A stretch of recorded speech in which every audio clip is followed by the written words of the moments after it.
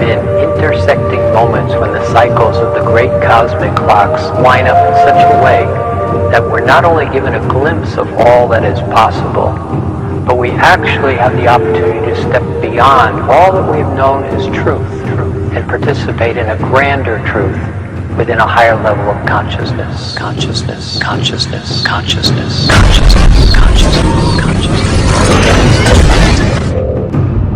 Out of this vibrant nothingness emerged matter, energy, space, time, consciousness.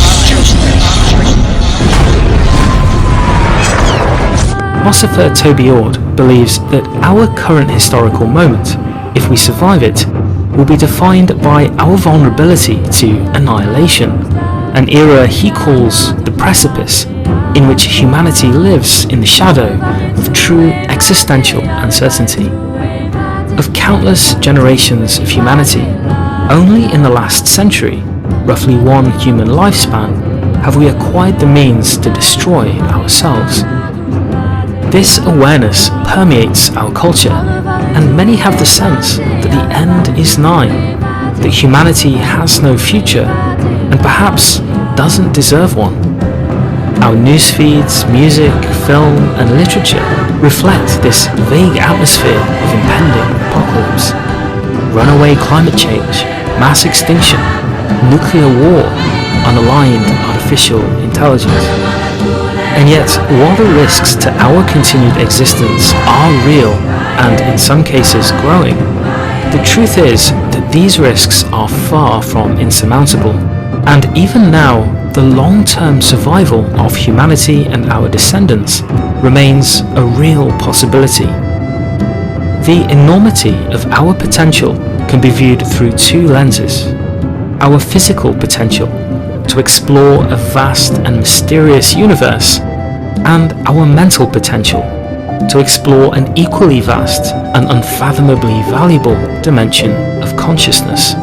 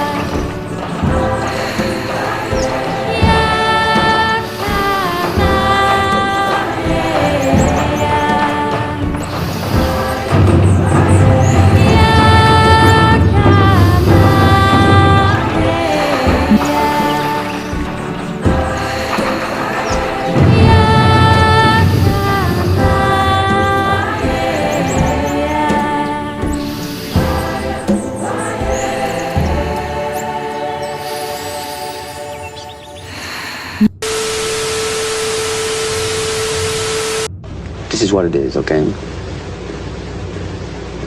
I said, empty your mind. Be formless, shapeless, like water. Now you put water into a cup.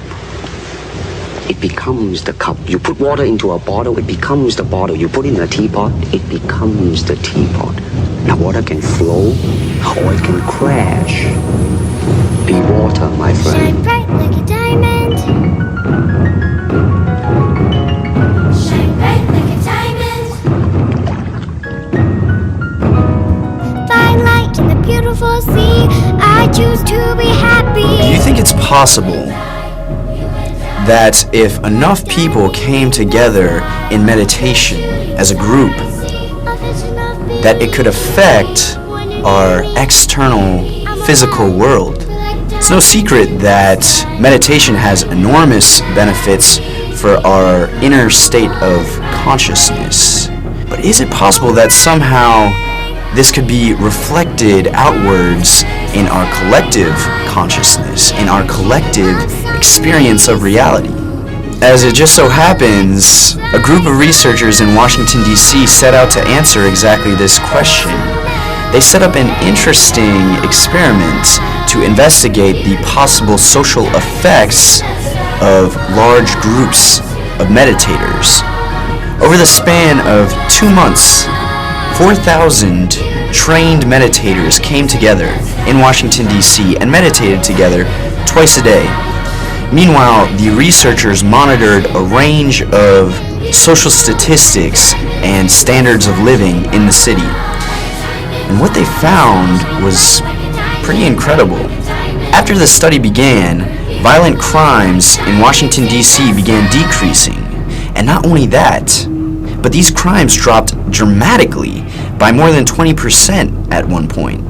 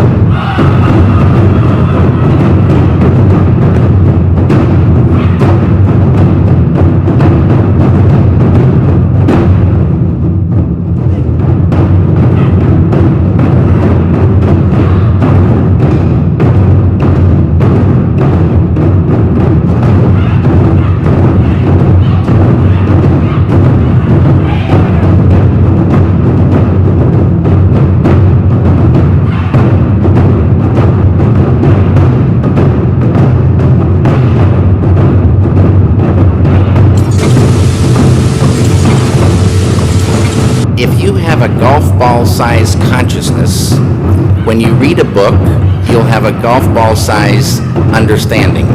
When you look out, a golf ball-sized awareness. And when you wake up in the morning, a golf ball-sized wakefulness. But if you could expand that consciousness, then you read the book, more understanding. You look out, more awareness. And when you wake up, more wakefulness. It's consciousness. And there's an ocean of pure, vibrant consciousness inside each one of us. And it's right at the source and base of mind, right at the source of thought, and it's also at the source of all matter.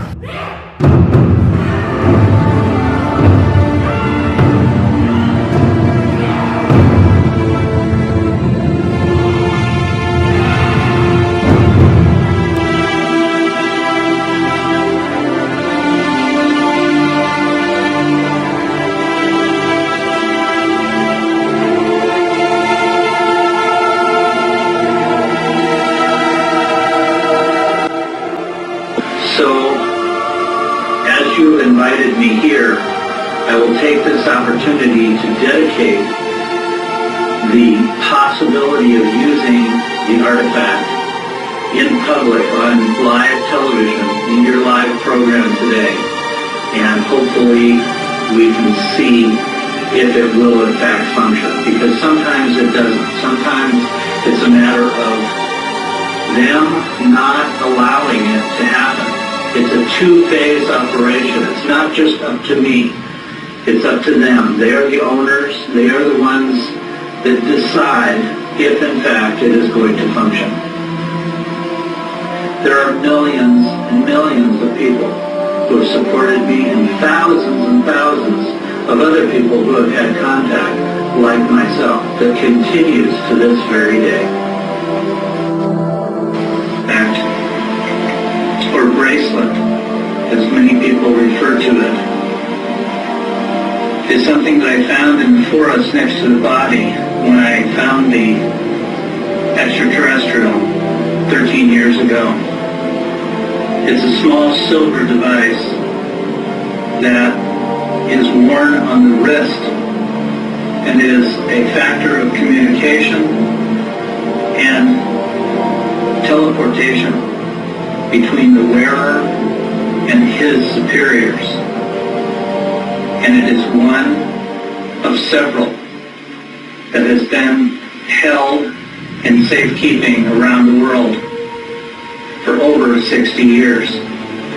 I have talked with many of the other people who have found these devices, and now we know and are learning what the responsibility and what some of the functions are of these devices.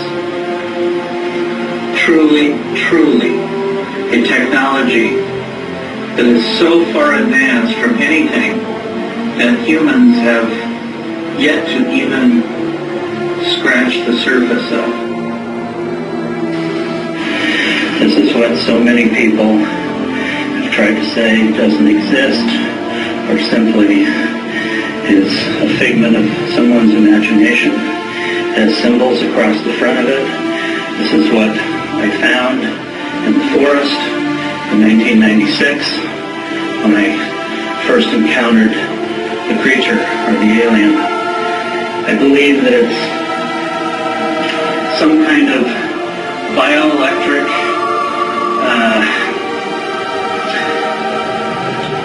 interface between the wearer of this device and the owners of it that they actually activated. It has 3 needles on the inside that actually penetrate your arm, the wearer of this, that I think creates a interface, biological interface with the device and or the beings who use it. So my impression of it is that it's designed to keep control and communication between the extraterrestrial and their superiors. I believe it fits on your arm, the wearer's arm, like this. If you push down, the needles penetrate your skin, tissue, and into the nerves of your arm. There is some pain to it, but it quickly goes away. It becomes kind of a cold, almost a frozen type feeling. Very quickly that pain subsides, but if it functions, which sometimes it doesn't, it starts throbbing inside your chest, literally a pulsation inside your chest that starts from the center and emanates to your extremities and becomes harder and harder. And then when that happens, then it starts to be activated by there. Now I can feel it. I can feel it in my chest. It's painful, but if I hold my chest, it has a tendency to be less painful. And then they make the decision whether